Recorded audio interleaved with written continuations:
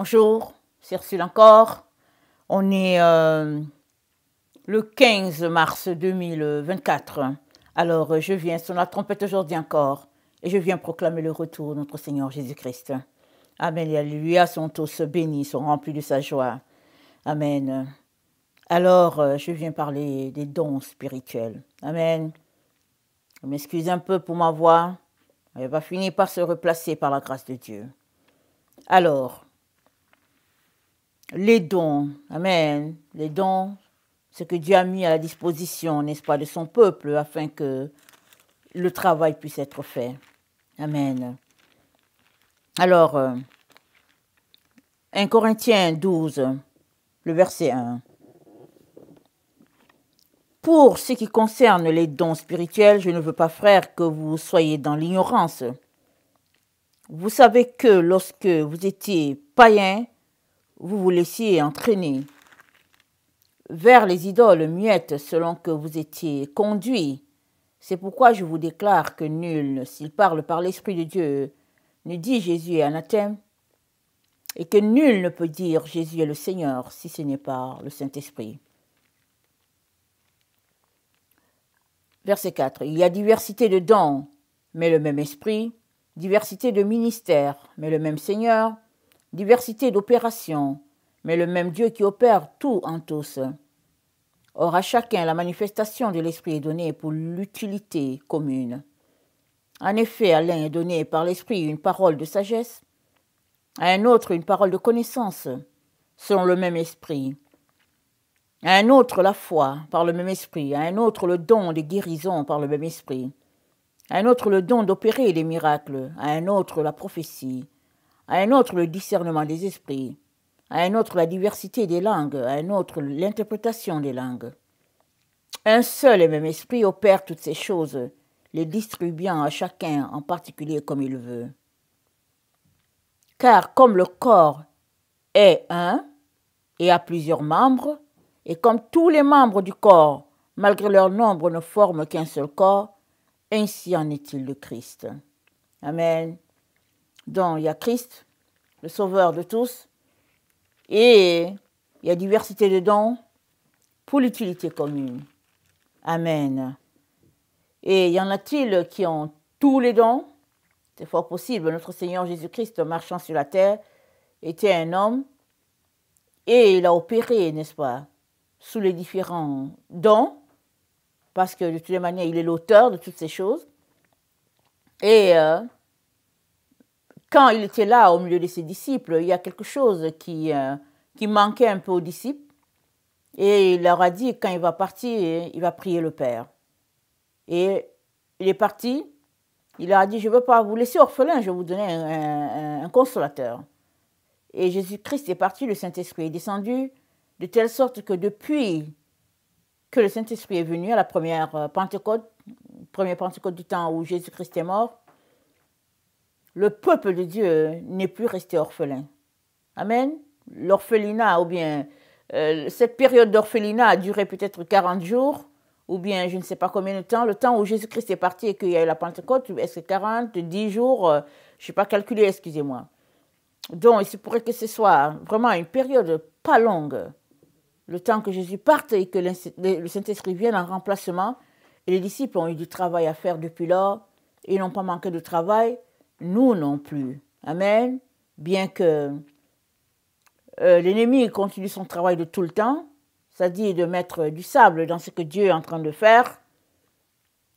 Mais ça n'a pas changé. Dieu veille toujours sur son Église. Et puis Dieu, au fait, est toujours là, actif, présent, afin que l'Église puisse accomplir sa mission sur la terre. Amen. Alors, il y a diversité de dons.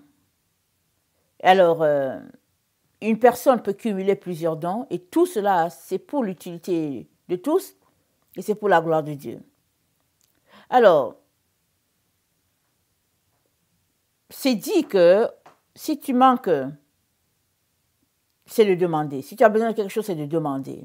Amen. Maintenant, il faudrait se demander pourquoi, par exemple, tu aimerais avoir un don en particulier. Est-ce que, par exemple, tu vas avoir le don de prophétie, exemple, parce que tu veux t'enorgueillir? Est-ce que tu veux le don, par exemple, de miracle parce que tu veux faire quelque chose? En fait, qu'est-ce que tu veux en particulier avec le don?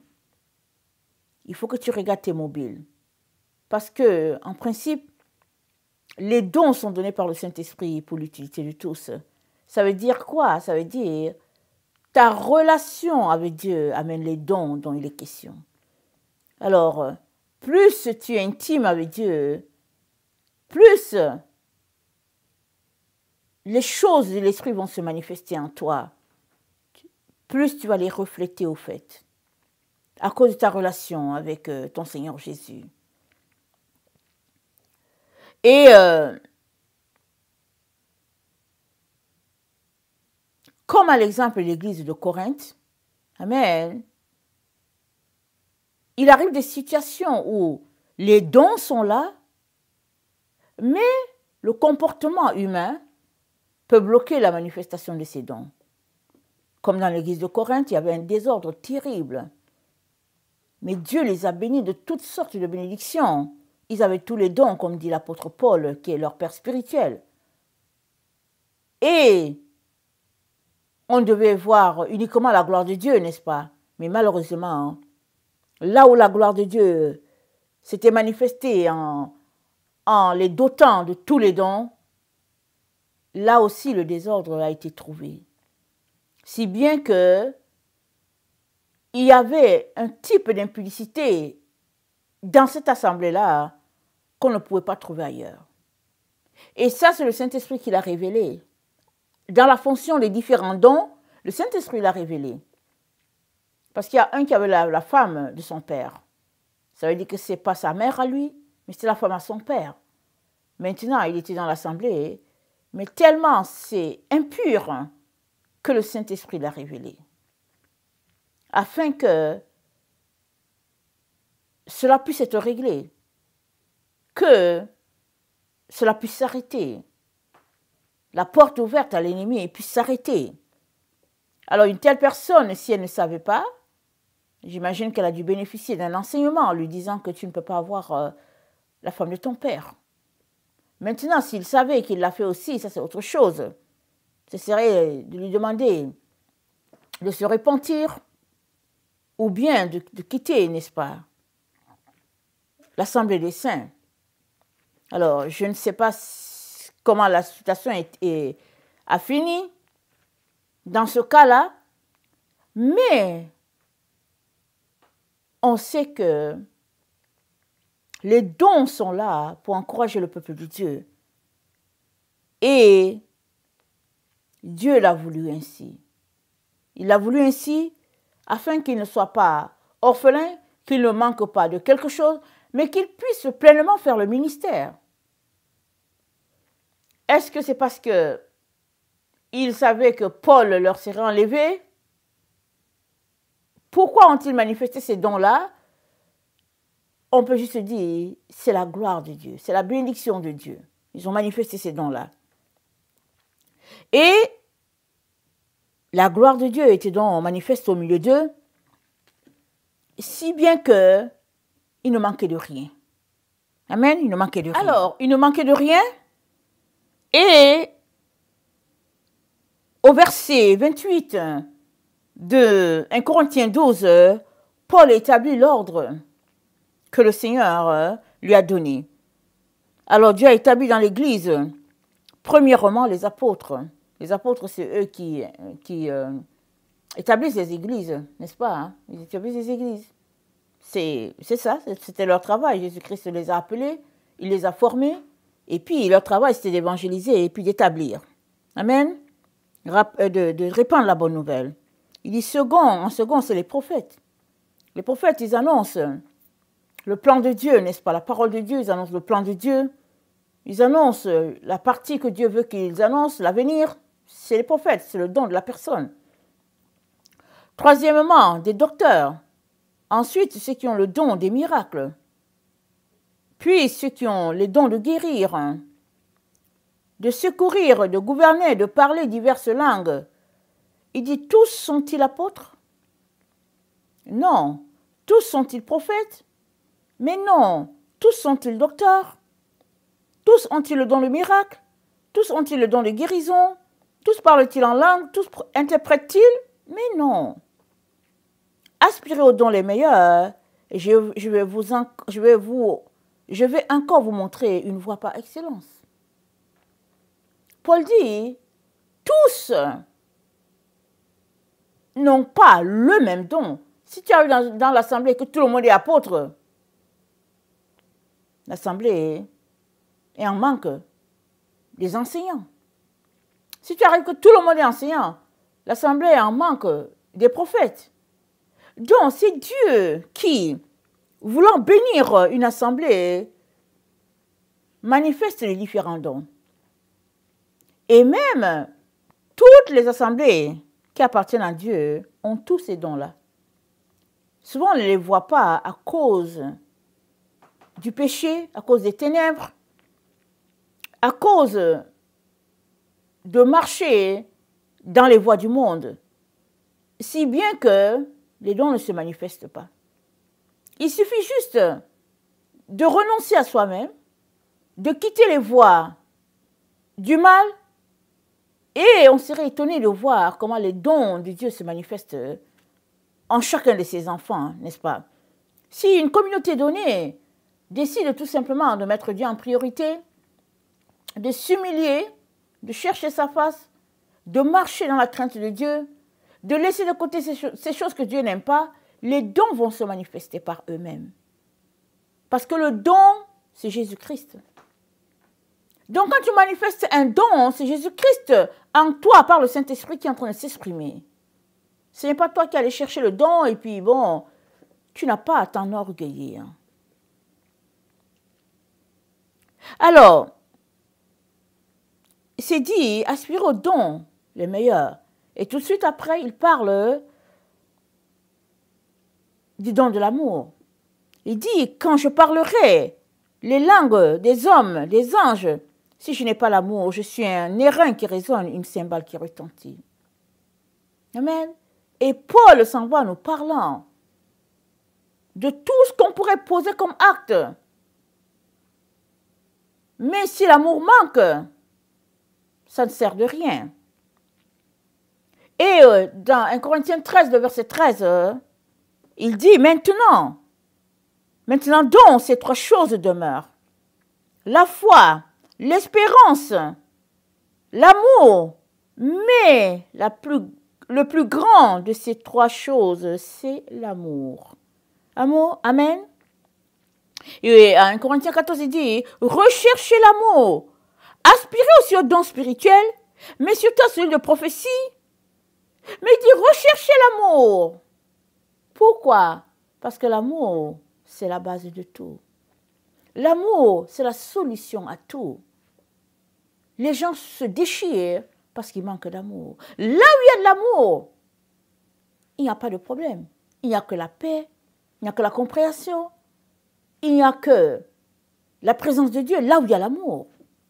Mais où l'amour manque, alors il y a tous les problèmes à cet endroit. Parce que l'amour, c'est Dieu lui-même au milieu de ses enfants, ou bien c'est Dieu lui-même au milieu de son humanité. Amen.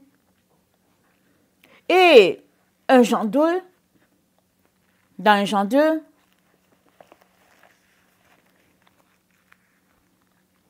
au verset 20, notre frère nous dit ceci. Attendez, 1 Jean 2, le verset 20, voilà, il dit, pour vous, vous avez reçu l'onction de la part de celui qui est saint, et vous avez tous de la connaissance. Je vous ai écrit non pas que vous ne connaissiez pas la vérité, mais parce que vous la connaissez, et parce qu'aucun mensonge ne vient de la vérité, qui est menteur, sinon celui qui nie que Jésus-Christ est le Christ. Celui-là est l'Antichrist, qui nie le Père et le Fils. Quiconque nie le Fils n'a pas non plus le Père. Quiconque confesse le Fils a aussi le Père. Amen. Je vous ai écrit non pas que vous ne connaissiez pas la vérité, mais parce que vous la connaissez et parce qu'aucun mensonge ne vient de la vérité. et la vérité, c'est que l'amour, c'est ça qui est à la base de tout. Alors, s'il y a un don que nous devons chercher, s'il y a quelque chose que nous devons chercher à manifester, c'est l'amour. L'amour agapé, les uns envers les autres. Le véritable amour, c'est ça qu'on doit chercher à manifester. Et souvent, en tant qu'enfant de Dieu, certains se retrouvent dans des situations où ils détestent quelqu'un. Mais en tant qu'enfant de Dieu, pourquoi vas-tu te mettre à détester une personne? Pour rien. Ça doit être un signal qui devrait t'amener devant Dieu pour dire, Père, viens à mon secours. Seigneur Jésus, viens à mon secours. Pourquoi est-ce que je le déteste? Pourquoi est-ce que je la déteste? Seigneur, au secours. C'est pas normal que je puisse détester quelqu'un qui m'a rien fait. Et même si la personne t'aurait fait quelque chose, pourquoi est-ce que tu détestes la personne? Parce qu'en tant qu'enfant de Dieu, le signe qui est là, qui est le tien, c'est l'amour. À cela, tous connaîtront que vous êtes les enfants de Dieu si vous avez l'amour les uns pour les autres. C'est ça que Jésus-Christ a dit. Donc l'amour, n'est-ce pas, c'est la base de tout, c'est à la base de tout. Et, toujours notre texte que nous venons de lire, dans 1 Jean 2, le verset 7, c'est dit, bien-aimés, ce n'est pas un commandement nouveau que je vous écris, mais un commandement ancien que vous avez eu dès le commencement. Ce commandement ancien, c'est la parole que vous avez entendue. Toutefois, c'est un commandement nouveau que je vous écris, ce qui est vrai en lui et en vous, car les ténèbres se dissipent et la lumière véritable paraît déjà. Celui qui dit qu'il est dans la lumière et qui est son frère est encore dans les ténèbres. Celui qui aime son frère demeure dans la lumière et aucune occasion de chute n'est en lui. Celui qui aime son frère est dans la lumière, il n'y a aucune occasion de chute. C'est-à-dire, il ne peut pas tomber. Il est dans l'amour. C'est-à-dire, il traite l'autre comme lui-même. C'est-à-dire, il est une barrière pour son frère, sa soeur. Parce qu'il ne laisse pas la porte à l'ennemi. Rien n'est ouvert. Et Dieu nous dit d'avoir de l'amour les uns les autres. Amen. De rechercher l'amour. Parce que c'est un commandement comme s'il est nouveau. Pourquoi est-il comme s'il était nouveau? Parce que c'est Jésus-Christ qui est venu bien expliquer ce commandement en disant, mais non, si on te gifle, ne gifle pas aussi. Tard l'autre jour, pour que l'autre gifle. Tard l'autre jour. On t'a giflé, tard l'autre jour. Ne gifle pas toi aussi. Ce n'est pas de l'amour. C'est en ce sens-là que Jean dit que c'est ancien, mais c'est aussi nouveau. La nouveauté est que tu es appelé à supporter ce qui se passe de l'autre côté à cause de Christ, à cause de l'amour de Dieu qui rayonne en toi. Voilà comment nous sommes appelés à marcher, afin que la gloire de Dieu puisse se répandre sur toute la terre. Et ça dit que l'autre qui t'a giflé la raison, mais non, c'est pas ça. Mais tu as besoin de lui pardonner, afin que lui aussi, il vienne à se comporter comme toi, qui refuse de répondre en retour. Alors, celui qui aime son frère demeure dans la lumière. Aimer l'autre, c'est demeurer dans la lumière. C'est demeurer dans la vérité. C'est demeurer dans la présence de Dieu. Alors, qui ne veut pas être dans la présence de Dieu? Apprenons à aimer franchement, à aimer sincèrement, à aimer dans la vérité sans nous lasser. Et la gloire de Dieu est là, l'endroit où l'amour de Dieu règne. Amen. Alors, dans 1 Corinthiens 13, au verset 10, Paul dit, au verset 11, il dit, lorsque j'étais enfant, je parlais comme un enfant, je pensais comme un enfant, je raisonnais comme un enfant. Lorsque je suis devenu homme, j'ai fait disparaître de ce qui est enfant. Donc, l'amour, c'est comme le caractère de ce qui a maturé. Amen. Tu as marché avec le Seigneur, ça fait des années que tu marches avec lui. Tu devrais être en train d'aimer ton frère, ta soeur, de la dimension de Jésus. Parce que c'est un comportement d'adulte. C'est un comportement de quelqu'un qui est mature. C'est un comportement de quelqu'un qui a compris. Voilà à quoi nous devons nous atteler, tout le monde, à chaque jour. Marcher dans l'amour. Il y a souvent qu'on arrive dans une situation où on se dit non, cette personne ne mérite pas d'être aimée. Mais qui es-tu pour dire qu'une personne ne mérite pas d'être aimée? Jésus l'a aimée. Alors, dis plutôt, Seigneur, aide-moi à l'aimer. Donne-moi la force de l'aimer, Seigneur, parce que je ne suis pas capable. Donne-moi la force. Et comme déjà dit, l'amour, ce n'est pas les émotions. Ce n'est pas que bon, tu as la chair de poule et puis tu as l'amour. L'amour, c'est un acte volontaire d'aimer. Parce que le don de soi, c'est ça l'amour. Tu décides de te donner, c'est-à-dire d'aimer. Ce que tu aimerais que l'autre fasse pour toi, tu le fais pour la personne. C'est ça l'amour. Et c'est ça qui est à la base des dons de l'esprit. Si tu n'as pas l'amour, voilà un blocus qui est là, empêchant que la gloire de Dieu puisse te pénétrer et atteindre l'autre. Parce que le don, c'est comme un pont. Amen, c'est comme un pont. Peut-être que Dieu voit quelqu'un qui est là, il veut lui parler, il ne sait pas comment, et puis tu es là, et puis Dieu te donne une parole dans sa langue. Alors tu parles en langue, dans la langue de l'autre, et puis l'autre est étonné, il te dit, mais attends, est-ce que tu parles le phénicien? Tu dis, mais non, il dit, mais comment ça fait-il que tu as parlé dans ma langue? Et puis il va comprendre que c'est à lui que Dieu voulait parler. Amen. Alors, au verset 12 de 1 Corinthiens 13, c'est dit, aujourd'hui, nous voyons au moyen d'un miroir, d'une manière obscure, mais alors nous verrons face à face. Aujourd'hui, je connais en partie, mais alors je connaîtrai comme j'ai été connu. Maintenant, ces trois choses demeurent. La foi, l'espérance et l'amour est le plus grand de ces trois choses, c'est l'amour. Nous voyons en partie comme dans un miroir. Nous prophétisons en partie. Tout ce que nous faisons, c'est en partie. Et Paul dit, ce n'est qu'une partie. Parce que la totalité, elle sera quand nous passerons de ce corps à l'autre. Et là, dans cet état, on n'a plus besoin de tous ces dons-là parce qu'on les aura tous, on va les manifester tous. Mais là où nous sommes, sur la terre où nous sommes, au milieu d'une communauté par exemple, Dieu manifeste le don pour son œuvre. Ce n'est pas pour que l'homme s'enorgueillisse ou bien juge ce que Dieu est en train de faire, mais c'est pour que la gloire de Dieu puisse se répandre dans la communauté, à travers la communauté. Amen. Et que le nom de Dieu puisse être connu sur toute la terre. Voilà pourquoi les dons sont là. C'est comme un pont. C'est comme un manche. C'est comme un témoin que Dieu tend. Et toi, tu as le don, alors Dieu te tend la perche pour que par cette perche, l'autre puisse être sauvé. Amen et alléluia. Alors,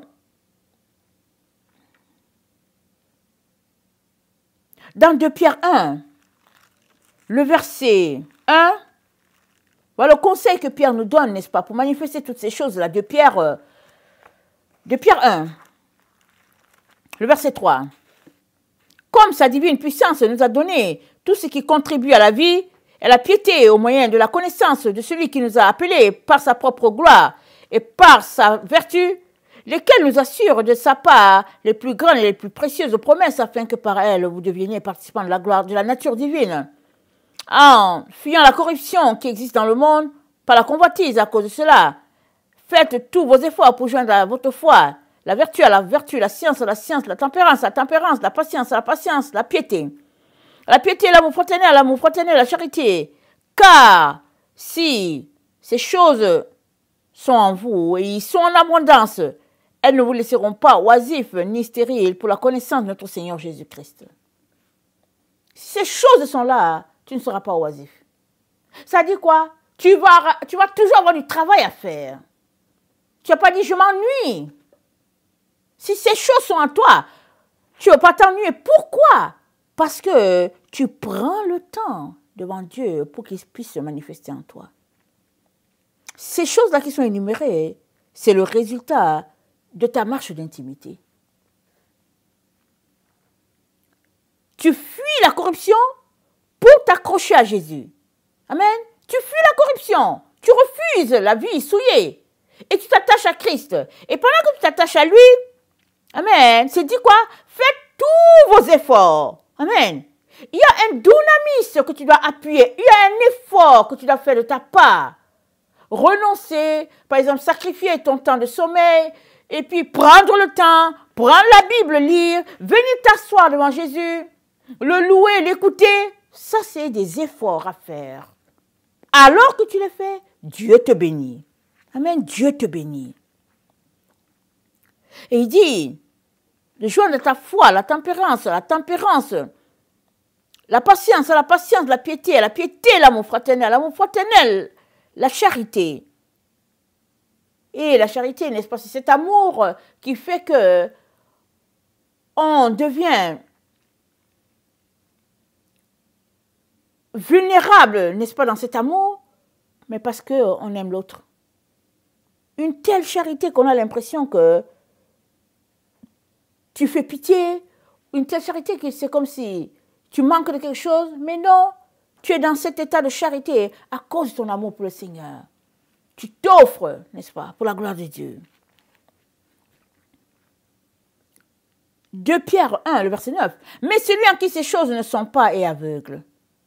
Il ne voit pas de loin car il a mis en oubli la purification de ses anciens péchés. Ça veut dire quoi? Ça veut dire qu'une fois que tu donnes ta vie à Jésus, tu dois te mettre à travailler toutes ces vertus-là. Pourquoi? Parce que tu as été appelé à participer à la nature divine. Alors le fait que tu es participant avec Dieu à sa nature fait que tu n'as pas le choix, amen, que d'aller les chercher si tu veux rester uni à Dieu. Mais si tu ne veux pas rester uni à lui, ok, tu as le choix de faire ce que tu veux. Mais si tu veux être proche de Dieu, alors c'est toi qui as choisi, alors tu es appelé à faire tous tes efforts. Amen. Alors c'est comme si tu n'as pas le choix, mais ce n'est pas une obligation, personne ne t'oblige. Tu dis, Père, je vais être proche de toi, et parce que tu veux être proche de toi, tu sais que tu dois faire tous ces efforts-là pour être proche de Dieu. Amen. Alors, au verset 10 de Pierre 1, c'est dit, c'est pourquoi, frère, appliquez-vous. Et puis, au verset 5, il dit, faites tous vos efforts. S'appliquer, c'est faire des efforts pour apprendre quelque chose, pour devenir parfait.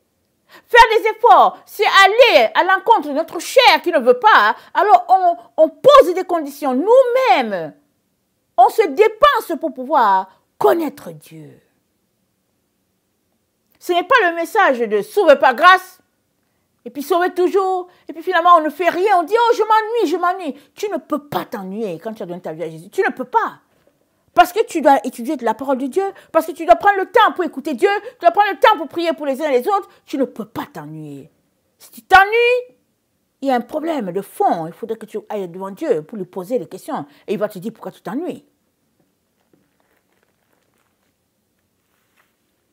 Verset 11 de Pierre 1, il dit, c'est ainsi en effet que l'entrée dans le royaume éternel de notre Seigneur Jésus-Christ vous sera pleinement accordée. Voilà. L'entrée nous sera accordée après les efforts qu'on aura faits, après l'application qu'on aura faite. Mais ce n'est pas pénible. Mais ce n'est pas de venir pour croiser les bras, pour dire, ok, je suis sauvé par grâce, et puis on ne fait rien. Non, non, non, non, non. L'ennemi nous a trompés. On doit faire quelque chose. Et alors qu'on fait quelque chose pour être proche de Dieu, les dons spirituels vont se manifester selon l'utilité que Dieu donne à telle personne, et puis selon le don, selon le besoin de l'Église, Dieu va répartir les dons. Amen. Il est donc très important qu'on ne puisse pas négliger toutes ces choses qui sont si précieuses pour notre Dieu. Ça, ce sont les perles, n'est-ce pas, de l'Église. C'est les dons de l'Église.